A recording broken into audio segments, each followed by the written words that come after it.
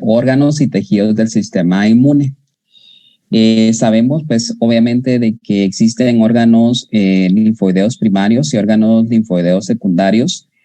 Como sabemos, en los primarios es donde se van a formar o donde se van a diferenciar estos linfocitos, y los secundarios es donde se van a almacenar los linfocitos para estar listos para interactuar con antígenos o con estímulos específicos y poder entonces, por lo tanto, actuar dependiendo de su acción, específicamente si van a generar citocinas o si van a generar, en el caso de los linfocitos B, pues obviamente anticuerpos que van a ayudar en la respuesta inflamatoria.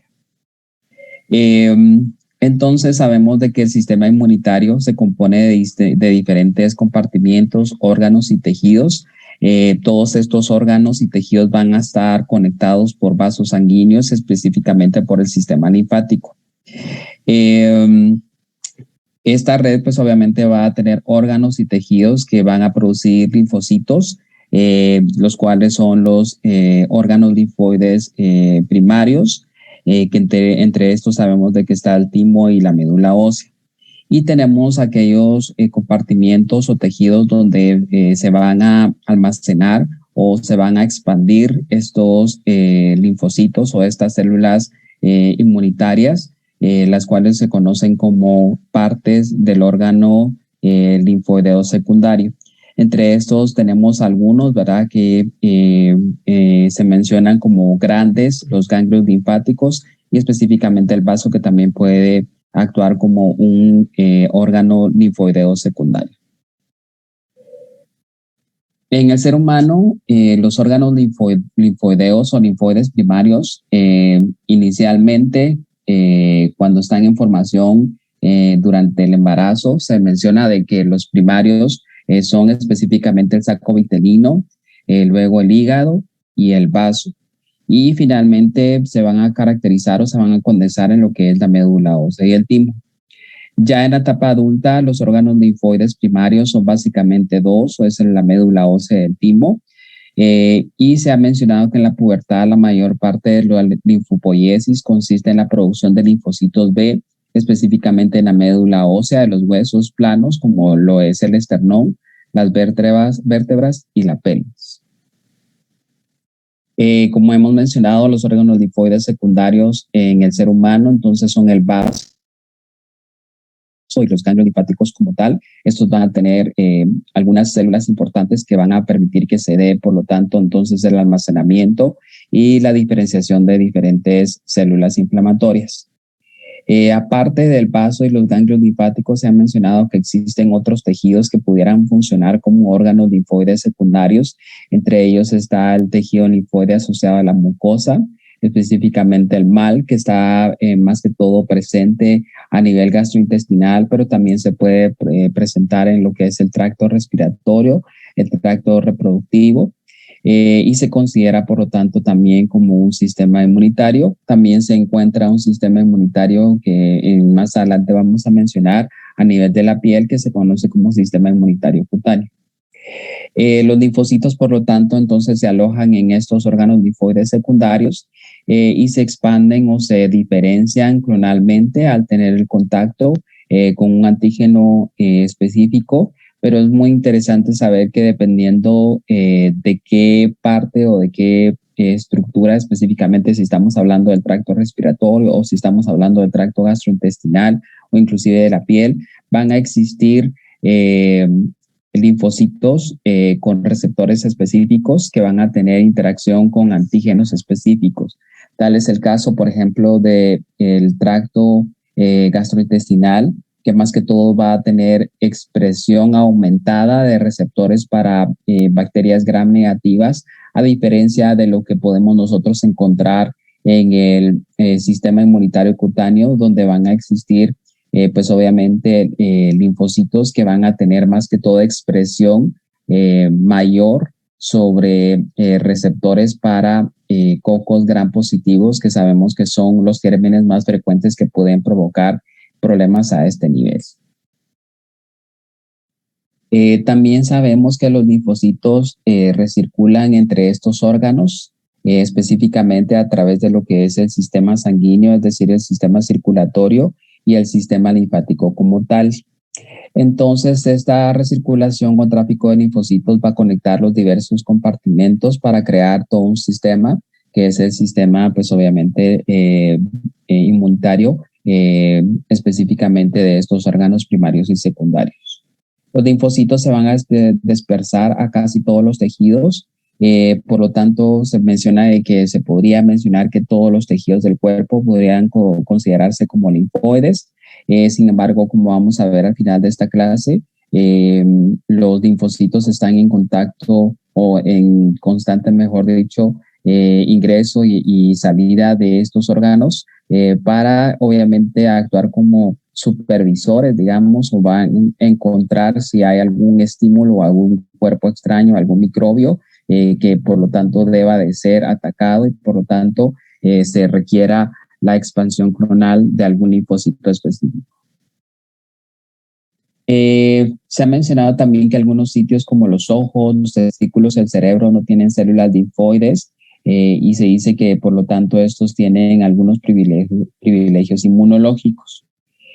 También los sitios más importantes de dispersión de los linfocitos son el vaso, los ganglios linfáticos, el MALT, que es el sistema inmunitario que encontramos en las mucosas, y la piel. Es muy importante mencionarles que existen muchos linfocitos específicamente en la mucosa intestinal, más que todo en una persona adulta. Y esto es muy importante mencionarlo porque de hecho hay algunas enfermedades que vamos a ver en otras clases que específicamente van a actuar o van a atacar a estos linfocitos presentes en las mucosas y reducen de forma considerable estos linfocitos al destruirlos y por lo tanto pueden favorecer a que no se dé una respuesta inmunológica como tal. Tal es el caso de VIH que ustedes ya lo vieron pues obviamente en la discusión del caso clínico. Hablando específicamente de cada uno de estos órganos, para empezar vamos a hablar de lo que es la médula ósea. Sabemos que la médula ósea es el principal órgano hematopoyético en los seres humanos. Todas las células sanguíneas se generan en la médula ósea y sabemos que la generación de lo que son los linfocitos T y B tiene lugar en estas cavidades internas de la médula ósea.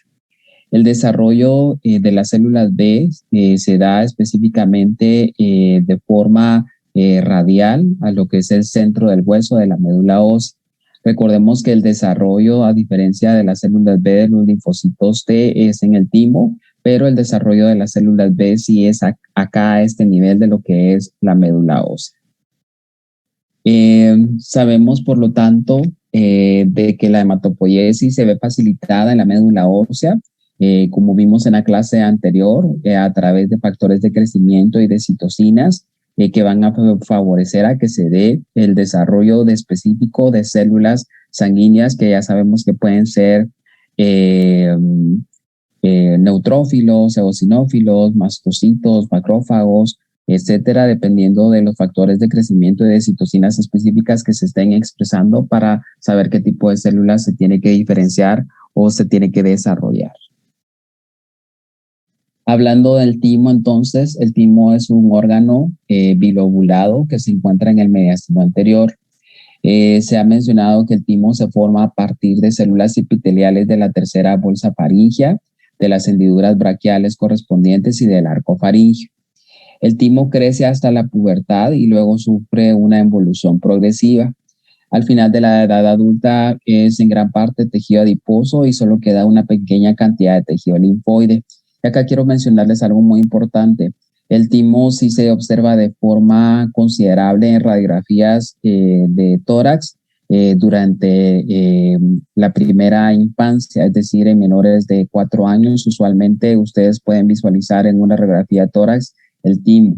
Posterior a esta edad es muy difícil observar el timo, ya que empieza de cierta forma a convertirse en un tejido adiposo y por lo tanto deja de observarse en la radiografía de tórax, a menos que exista una condición patológica que esté favoreciendo a que el timo se mantenga en su estructura normal o que se mantenga inflamada, si se pudiera observar de cierta forma el timo a edades más grandes. Se los menciono porque cuando ustedes estén observando radiografías, doctoras, van a encontrar de que sí se puede dar esta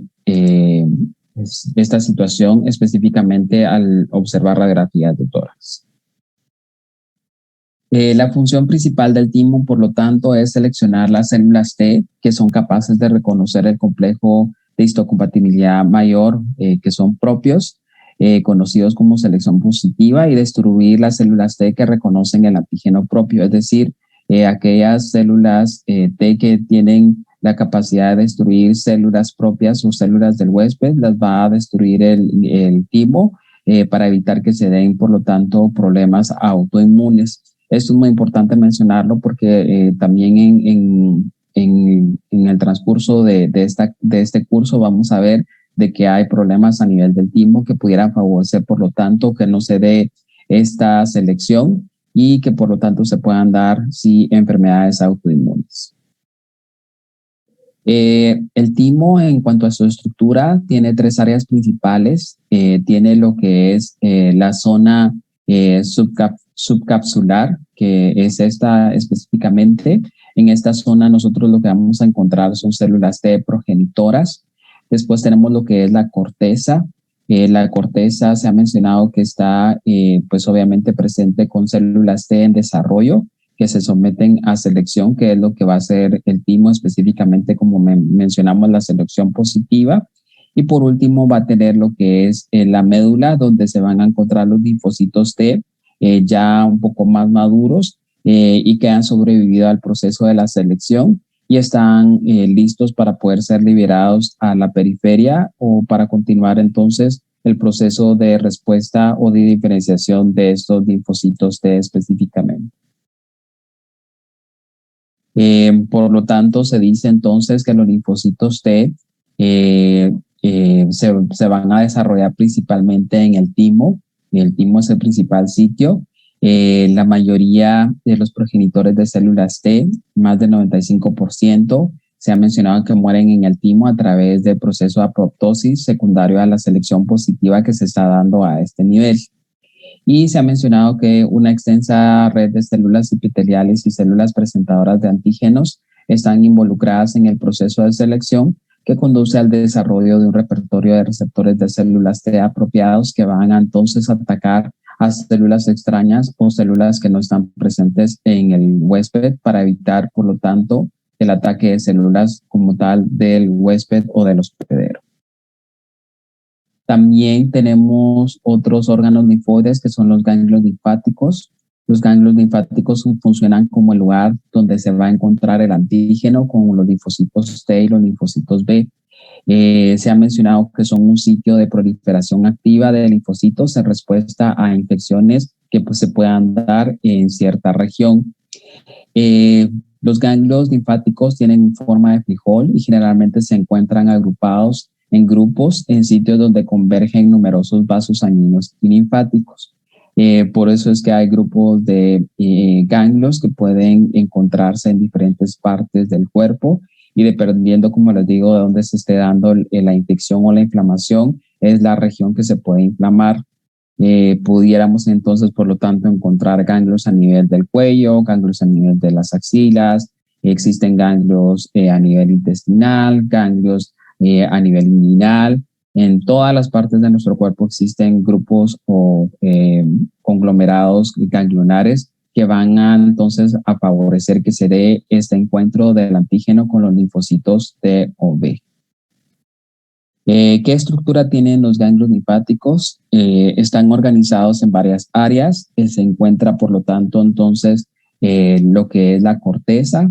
Se ha mencionado que la corteza específicamente lo que va a tener es predominancia de las células B, que es específicamente esta área, y también va a tener lo que son los folículos esféricos de las células B, que estas van a permitir que se dé entonces, por lo tanto, la interacción inmunitaria. Si estas células B se activan, comienzan a proliferar y entonces se genera lo que es un centro germinal que posteriormente va a favorecer, como les digo, que se dé esta respuesta inflamatoria. Los folículos que contienen, por lo tanto, entonces centros germinales se denominan, por lo tanto, folículos secundarios, ya no son folículos primarios. Y se ha mencionado que en la paracorteza del ganglio linfático, específicamente esta área, es donde vamos a encontrar nosotros más que todos los linfocitos TCD4. La médula del ganglio, que es la parte interna del ganglio linfático, lo que va a contener es una mezcla, por lo tanto, de células B, de células T y también de macrófagos. Los linfocitos circulantes ingresan al nódulo a través de las vénulas endoteliales altas, específicamente a este nivel, que es donde se encuentra en unión con la paracorteza. Y se ha mencionado que los antígenos llegan a la linfa que fluye desde los tejidos periféricos. Los antígenos, por lo tanto, o otras sustancias que se consideran extrañas, se filtran en la linfa y se presentan a las células B en los folículos primarios y como hemos mencionado, si se da esta estimulación, entonces ya se forma lo que es el folículo secundario y el centro germinal. También se ha mencionado que las células dendríticas están presentes en la linfa que circula en estos ganglios linfáticos que van a transportar antígenos en moléculas de complejo de histocompatibilidad mayor. Estas células dendríticas ingresan al ganglio linfático, específicamente a la paracorteza, para buscar a células TCD4 capaces de reconocer a esos antígenos que está presentando esa célula dendrítica. Se ha mencionado que si se reconoce o si la célula dendrítica encuentra un linfocito TCD4 que reconozca ese antígeno, entonces se va a formar una sinapsis inmunológica o una respuesta inmunológica. Pero de lo contrario, si la célula dendrítica no encuentra un linfocito TCD4 o un linfocito T para reconocer al antígeno que está presentando, entonces se va a seguir buscando en otro folículo si se encuentra algún linfocito T que sí tenga la capacidad de reconocer ese antígeno que está presentando a través del complejo de histocompatibilidad mayor. Las células T, si en algún momento sí llegan a reconocer a estas células dendríticas que están presentando un antígeno específico, se pueden estimular y se pueden proliferar y se agranda específicamente lo que es la región de la paracorteza. Algunas células T también pueden migrar a lo que es el centro germinal vecino, donde pueden ayudar a las células B a responder al antígeno que está presentando esta célula B o una célula dendrítica con algún antígeno específico. Durante la activación de los linfocitos, el líquido y las células se acumulan en el ganglio y esto es lo que da la característica de agrandamiento del ganglio o una linfoadenopatía que decimos nosotros clínicamente. Esto es lo que nosotros pudiéramos encontrar entonces al momento de examinar a un paciente, pero básicamente esto es lo que está pasando, que es acumulación e inflamación del ganglio como hemos mencionado.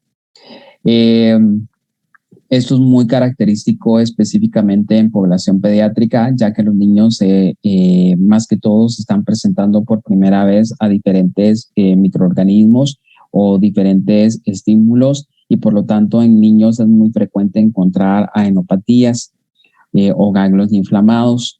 Se los menciono porque pues obviamente al dejar de existir el estímulo, este ganglio va a recuperarse o va a disminuir su tamaño. Y usualmente lo hace en un periodo aproximadamente de 3 a 6 meses, dependiendo del estímulo que se provocó. Muchos padres se preocupan por esto, pero les comento de que es muy importante mencionarles que toda vez desaparece el estímulo, que puede darse ya sea porque pues, el estímulo, es decir, el microorganismo, siendo un virus, por ejemplo, dejó de existir después de un periodo de 7 días, o, por ejemplo, si era una infección bacteriana y se le dio tratamiento específico con algún antibiótico, pues deja de existir este estímulo y por lo tanto empieza a involucionar el ganglio linfático. Pero es muy importante mencionarlo porque esta es la base fisiológica de por qué es que existe el agrandamiento del ganglio como tal o una neuropatía específicamente encontrada. Mucho ojo también porque es muy importante mencionar de que células malignas, como por ejemplo células cancerígenas, sí pudieran ingresar, por lo tanto, en el ganglio linfático y el ganglio linfático de esta forma también puede producir respuesta o una sinapsis inmunológica y por lo tanto también producir que se dé el agrandamiento del ganglio. Por lo tanto, un agrandamiento del ganglio también pudiera darse secundario a una malignidad o a una célula cancerígena. Entonces, muchas veces cuando el paciente no ha mejorado, se debe de hacer una biopsia y considerar si lo que no estamos viendo es un agrandamiento del ganglio secundario a una infiltración de células cancerígenas. Pero obviamente esto se hace ya de último cuando hemos descartado el resto de causas que pudieran estimular el agrandamiento del ganglio. Pasando a otro órgano, tenemos lo que es el vaso. El vaso es un órgano linfoide secundario y se ha mencionado que tiene el tamaño de un puño cerrado de un paciente o de una persona.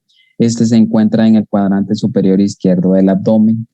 El vaso es un órgano linfoide importante, tiene funciones similares a lo que son los ganglios linfáticos, específicamente, es decir, permitir la interacción de antígeno-linfocito y obviamente la subsiguiente activación y proliferación, por lo tanto, de los linfocitos que se han estimulado. A diferencia de los ganglios linfáticos, el vaso no está conectado al sistema linfático y esto es muy importante mencionarlo porque las células, el antígeno llegan y salen a través de la sangre. Y esto muchas veces hace de que inclusive el vaso, por lo tanto, también sufra agrandamiento importante o que si existe alguna condición patológica también se pueda afectar esta circulación que se está dando específicamente a través de la sangre a lo que es el vaso. El vaso también tiene otras dos funciones adicionales.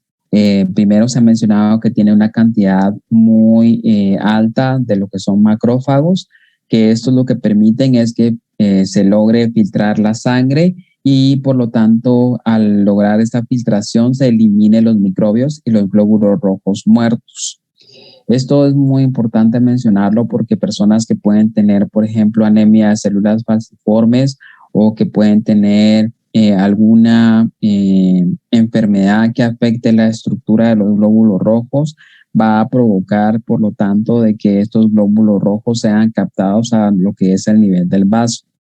Al ocurrir esta captación de estos glóbulos rojos que es de forma masiva, lo que puede provocar es agrandamiento, por lo tanto, del vaso y se da un fenómeno que se llama esplinismo o esplenomegalia.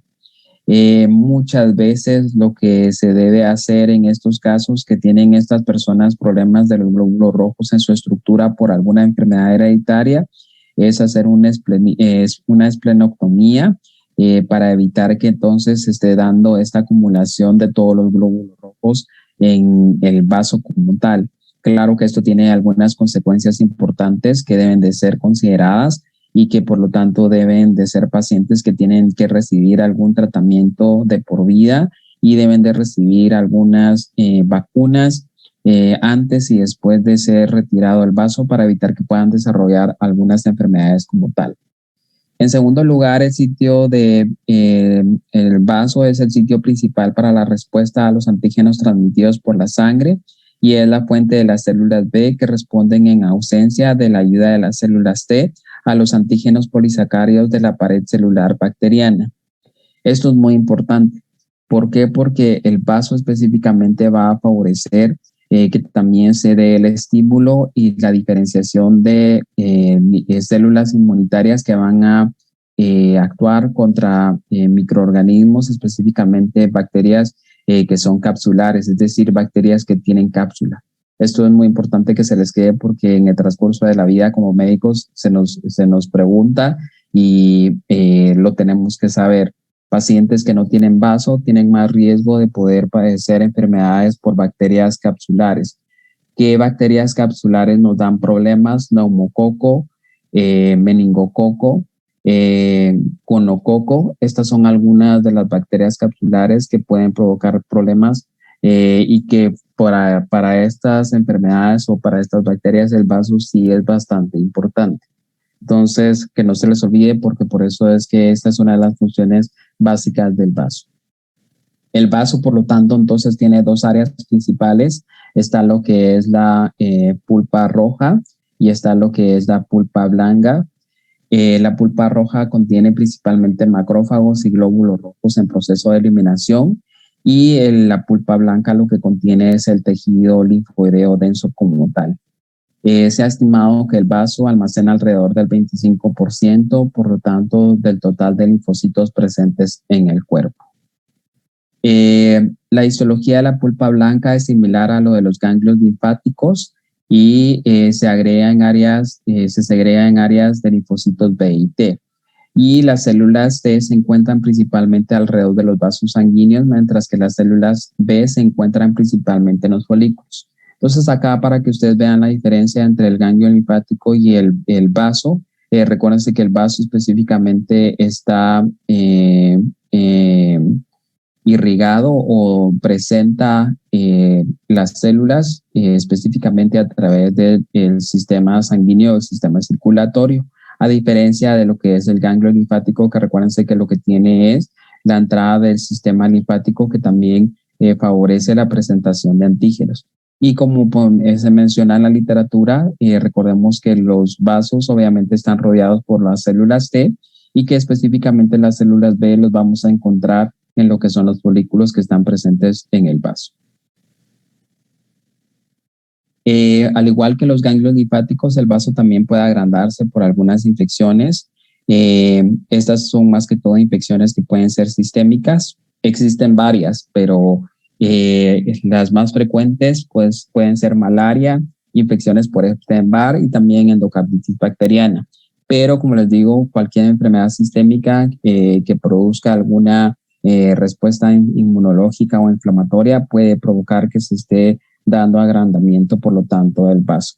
También existen algunos tumores, algunas malignidades o inclusive afecciones del hígado que por la circulación a nivel gastrointestinal, es decir, hepático y del vaso, pueden favorecer a que se dé también agrandamiento del vaso, específicamente una esplenomegalia.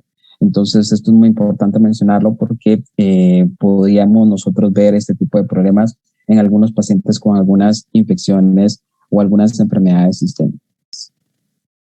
Recordemos también que tenemos el tejido linfoide asociado a mucosas, que es otra estructura importante. Se menciona de que el sistema inmunitario de la mucosa maneja el antígeno en un punto de contacto entre el huésped y el medio ambiente.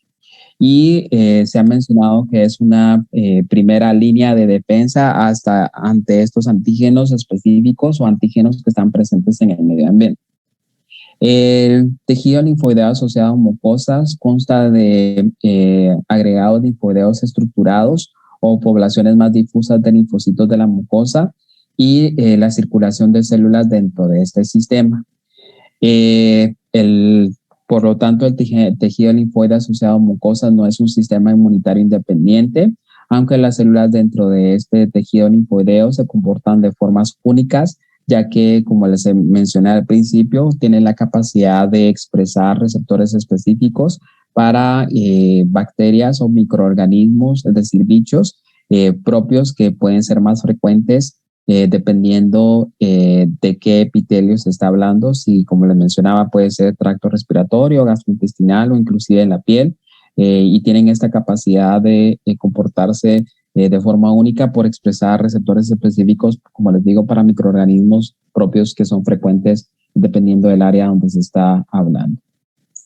Recordemos también que entre estos están las amígdalas que podemos encontrar a nivel faríngeo, que también permiten, por lo tanto, la interacción de antígenos y de células inmunológicas en presencia del ambiente externo, ¿verdad? Y pues obviamente también se menciona de que si existe reconocimiento o la inflamación a este nivel, esto permite que se dé la acumulación de líquido y por lo tanto también la hipertrofia de estas amígdalas, por lo tanto agrandamiento de las mismas que pueden en algunos momentos puede ser doloroso y que está presente. Recordemos que nosotros como seres humanos poseemos 6 amígdalas. Sin embargo, las que ustedes pueden ver en la imagen son las 2 más grandes y que muchas veces cuando tenemos problemas de infecciones en la garganta a repetición, pudiera valorarse quitarse esas amígdalas para evitar el problema de estar teniendo problemas de agrandamiento o de dolor secundario a infecciones. Les hago este comentario porque mucha gente dice, ay, pero si me quitaron las amígdalas, entonces ya no voy a tener protección. No, básicamente lo que a usted se le quitaron fueron las 2 más grandes, pero le quedan 4 extras que están ubicadas, 2 en la parte superior y 2 en la parte inferior, y que usted todavía tiene protección, pero se retiran las 2 más grandes para evitar que usted esté teniendo problemas de infecciones en la garganta a repetición. Otros de los tejidos linfoideos que podemos encontrar nosotros es a nivel de lo que es el tracto gastrointestinal. Entre estos se encuentran lo que son las placas de Peyer. Las placas de Peyer se ha mencionado que poseen células M y estas células M lo que permiten es de que se dé la captación de los antígenos a través de un proceso que se llama pinocitosis. Las células M, por lo tanto, permiten el transporte transcelular a través de una transcitosis de este antígeno, específicamente a lo que son los tejidos subepiteliales, donde se encuentran los linfocitos que van a actuar o van a interactuar con esos antígenos que fueron captados por las células M. Debajo del epitelio, por lo tanto, se encuentran folículos, que son folículos linfoides, y estos están presentes con linfocitos para entonces, por lo tanto, responder a la infección o al estímulo que se está provocando. Las células B dentro del folículo a este nivel, es decir, a nivel subepitelial del tracto gastrointestinal, secretan lo que es la inmunoglobulina A través del epitelio. La IgA o la inmunoglobulina A se une inicialmente al receptor de poli-Ig, después del transporte a través de la membrana célula epitelial y retiene una parte de este receptor que se conoce ahora como el componente secretor, que lo que va a ayudar es que va a evitar que se dé la degradación de la misma a lo que es exponerse a la luz intestinal del epitelio intestinal. La secreción de la inmunoglobulina A este nivel es estimulada por la citocina conocida como factor de crecimiento transformante beta, que es secretado por las células epiteliales específicamente a este nivel gastrointestinal. Por lo tanto, también tenemos linfocitos propios de la mucosa. El epitelio de la mucosa del tracto gastrointestinal, respiratorio y reproductivo contiene una gran cantidad de linfocitos, como les he mencionado, que son muchas veces blanco de algunas infecciones o algunas enfermedades.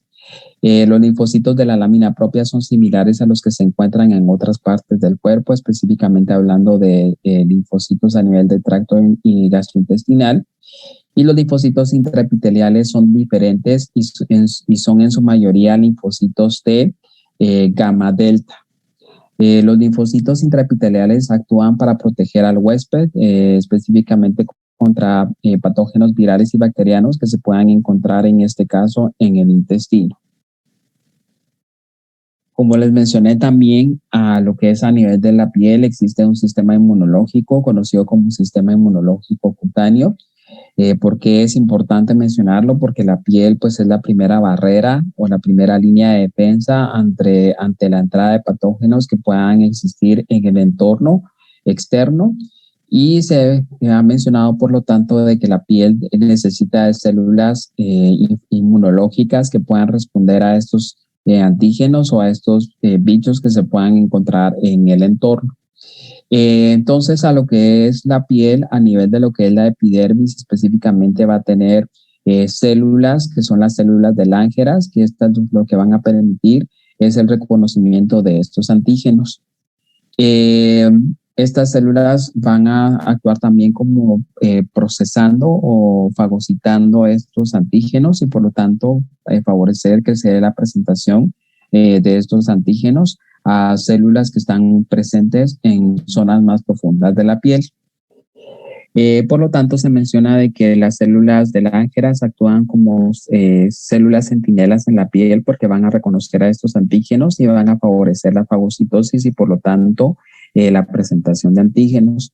Cuando detectan una infección, por lo tanto, procesan este antígeno y migran hacia los linfáticos o hacia zonas más profundas de la piel para presentar el antígeno a las células T y por lo tanto los linfocitos T puedan producir la respuesta inmunológica o una sinapsis inmunológica y atacar a estos antígenos que se están produciendo.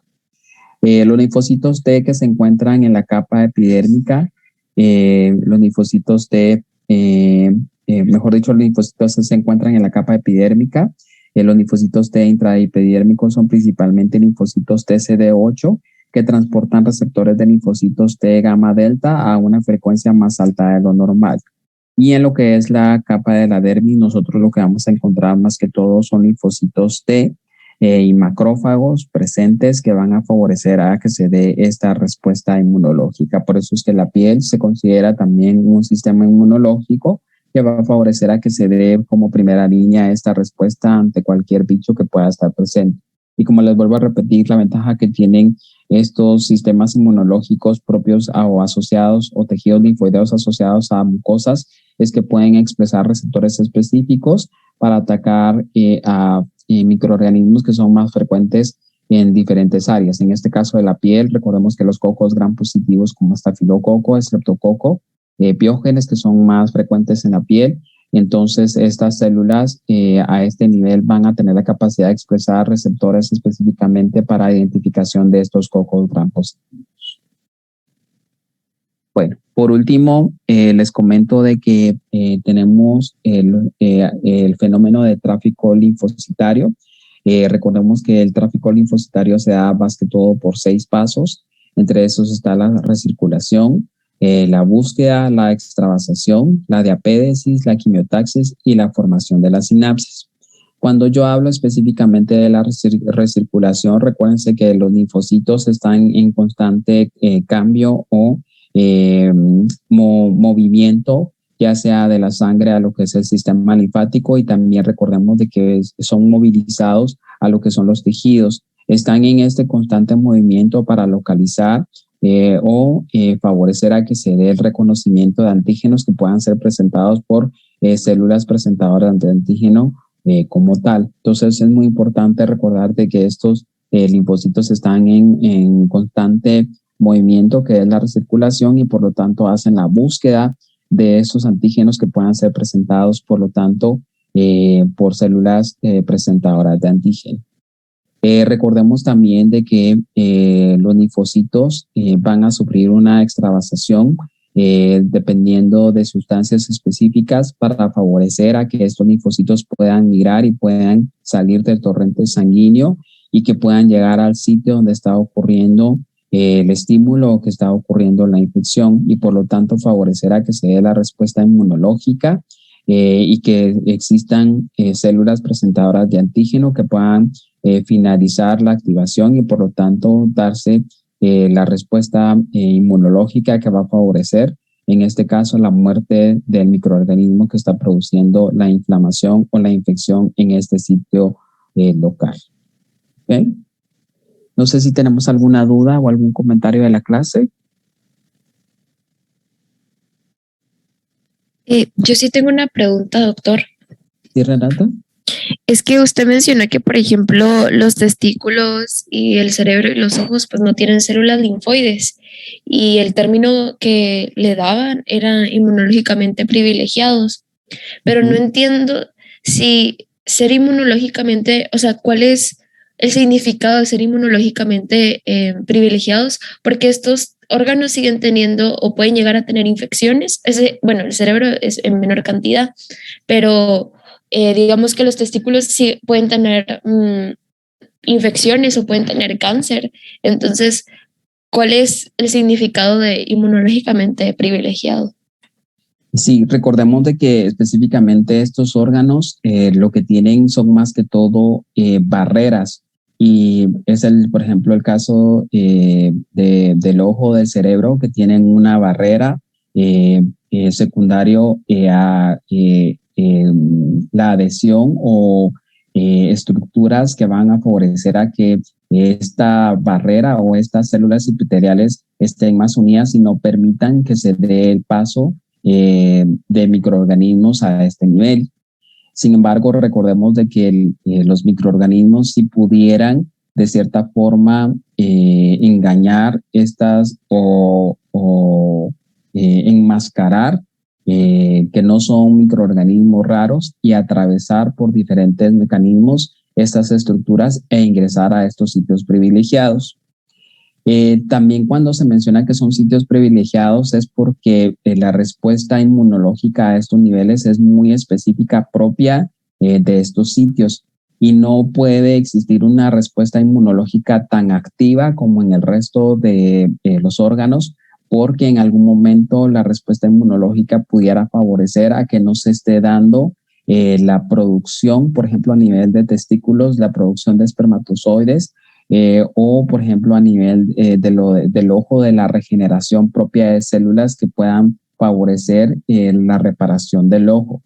Entonces, al existir de cierta forma una respuesta inmunológica muy activa, si así fuera, no permitiría que se dé este fenómeno de reparación o de producción de, como les menciono, de espermatozoides a nivel testicular. Entonces la respuesta inmunológica de cierta forma a este nivel está limitada y en algún momento lo vamos a ver de que es muy específica a este nivel, no es como una respuesta como tal muy activa como en el resto de los órganos. No sé si queda claro ahí. Sí, perfecto, gracias doctor. Okay. Meredith, ¿tenías alguna pregunta? Sí, doctor, es que usted había mencionado sobre las amígdalas palatinas, ¿verdad? Que si no las quitan, pues no es que no tengamos protección, pero digamos, yo había escuchado que con los niños como que se piensa dos veces antes como de quitarlas, ¿verdad? Entonces quería preguntarle por qué vamos, o sea, por qué no es lo mismo con nuestros pacientes pediátricos, ¿verdad? Ya, fíjense que realmente el problema, bueno, las amígdalas, la indicación para quitarlas es tener 5 o más de 6 infecciones de garganta al año, ¿sí? El problema es que recordemos de que cuando existen infecciones en la garganta y existen las amígdalas, estas se agrandan y este agrandamiento puede ser de diferentes tamaños, es decir, existe una hipertrofia importante y de hecho, si ustedes lo revisan, hay hasta 6 grados de agrandamiento de las amígdalas. Muchas veces este agrandamiento puede inclusive llegar a ocluir la luz de la entrada del esófago y inclusive obstruir que se dé de mejor forma la alimentación. Hay algunos pacientes que de hecho refieren tener dolor al momento de tragar mientras están consumiendo alimentos por esta hipertrofia importante. Muchas veces también al encontrar esta hipertrofia o agrandamiento de las amígdalas, se requiere que se dé tratamiento antibiótico. Si ustedes en algún momento ya lo van a hacer, leen infección de la garganta, les menciona que si uno pudiera pasar sin tener necesidad de dar tratamiento antibiótico, pero para evitar que se den complicaciones o para evitar este agrandamiento de las amígdalas o el dolor que se pueda dar o la fiebre que se pueda dar secundario a esta inflamación local, es que se da el tratamiento antibiótico. ¿Por qué les digo esto? Porque entonces, si el niño está teniendo muchas infecciones o agrandamiento de las amígdalas, pues yo tengo que estar dando antibiótico y el antibiótico, aunque sí favorece, también tiene efectos secundarios. Entonces se ha mencionado de que para evitar estar dando tanto antibiótico y yo tengo un niño que está teniendo más de 5 o 6 infecciones al año, la indicación es mejor retirar o quitar estas amígdalas para evitar estar dando tanto antibiótico y que el niño esté teniendo problemas por el agrandamiento de las amígdalas. Pero mucha gente cree de que al retirar las amígdalas el niño ya no se va a enfermar. No, no pasa eso. O sea, lo que va a pasar es que se van a disminuir de forma drástica el hecho de que se está infectando. Entonces ahí es donde yo tengo que evaluar. sigo con el niño dándole antibiótico y en algún momento pues va a dejar de tener tantas infecciones a repetición, o le retiro las amígdalas, dejo de darle tanto antibiótico, pero eso no significa que no le va a dar infección, sino que lo que estoy haciendo yo es logrando disminuir los episodios de infección a nivel de lo que es la garganta. Entonces es realmente de tener bastante clara la indicación para quitar las amígdalas, y que pues obviamente entendamos de que no es que ya no vayan a haber infecciones, sino que lo que se va a disminuir es las infecciones al año, y que voy a evitar estar dando tanto antibiótico que puede afectar la evolución o inclusive muchas veces en otras cosas a mi paciente. Muchas gracias, doctor. ¿Alguna otra duda?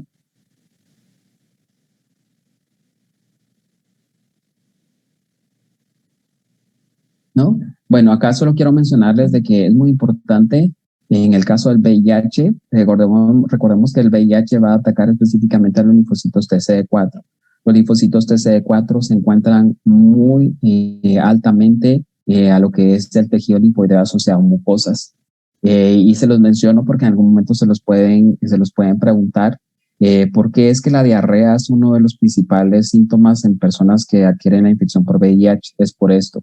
Existe una destrucción importante de los linfocitos TCD4 a nivel de la mucosa intestinal, y por lo tanto esto puede favorecer a que se dé destrucción masiva de las células epiteliales, que se dé infección local de las células gastrointestinales y que por lo tanto pueda existir diarrea.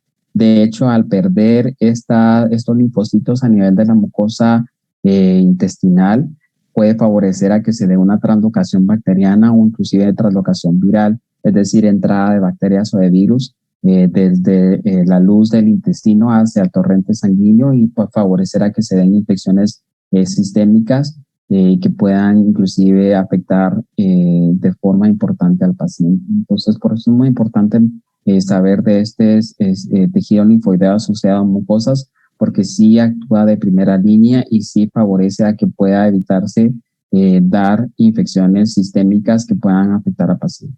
¿Okay? ¿Alguna duda o algún comentario? ¿No? Bueno, doctores, entonces terminamos acá. Los veo más tarde en su clase de farmacología, ¿ok?